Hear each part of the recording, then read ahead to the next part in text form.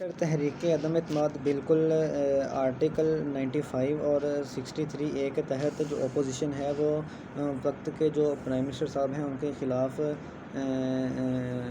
تحریک عدم اعتماد نیشنل اسمبلی میں پیش کر سکتی ہے، جو کہ انہوں نے کی ہے اپوزیشن نے، جو پی ڈی ایم ہے، جو 14 پارٹیز مل کر، جو ان 14 پارٹیز کا الائنس ہے جو پی ٹی آئی گورنمنٹ کے اگینسٹ ہیں، وہ انہوں نے عدم اعتماد تحریک پیش کی ہے نیشنل اسمبلی میں۔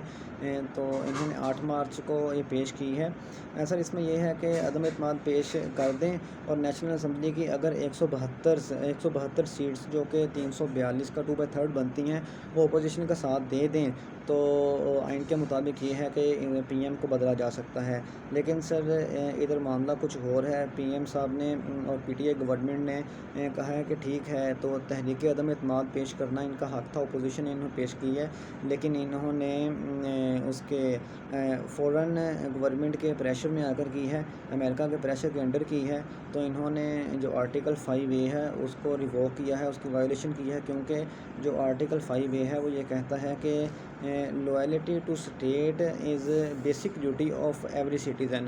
تو ان کا کہنا یہ ہے کہ عدم اعتماد تحریک پیش کرنا غلط نہیں ہے، لیکن ان کو پیچھے امریکہ کی سپورٹ ہے اور یہ ہرگز نہیں ہو سکتا کہ امریکہ کے دباؤ میں آ کر یہ عدم اعتماد تحریک پیش کر کے پی ایم کو وہ ہے جی یہ چینج کر دیں۔ تو اسی وجہ پر جو نیشنل اسمبلی میں اسپیکر صاحب ہیں اسد قیصر، انہوں نے عدم اعتماد کی تحریک کو مسترد کر دیا ہے، اور پی ایم صاحب نے پریزیڈنٹ صاحب کو بھی یہ کہا ہے کہ جو اسمبلیز ہیں ان کو توڑ کر الیکشنز دوبارہ کروائے جائیں۔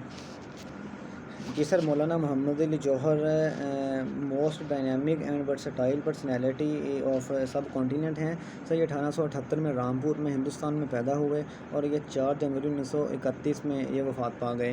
سر اگر ان کی بات کی جائے تو مولانا محمد علی جوہر نے 1906 میں مسلم لیگ کے کردار کے لیے بھی قیام کے لیے بھی اہم کردار ادا کیا۔ پھر اس کے بعد 1907 میں مسلم لیگ کے لیے کچھ ترانہ بھی لکھا۔ پھر 10 اکتوبر 1913 میں جب قائد اعظم نے مسلم لیگ کو جوائن کیا تو سر انہی کی کاوشوں کا وہ نتیجہ تھی۔ پھر اس کے بعد انہوں نے عثمان امپائر کے ٹکڑے نہ کرنے کے لیے تحریک خلافت بھی چلائی تھی 1919 میں۔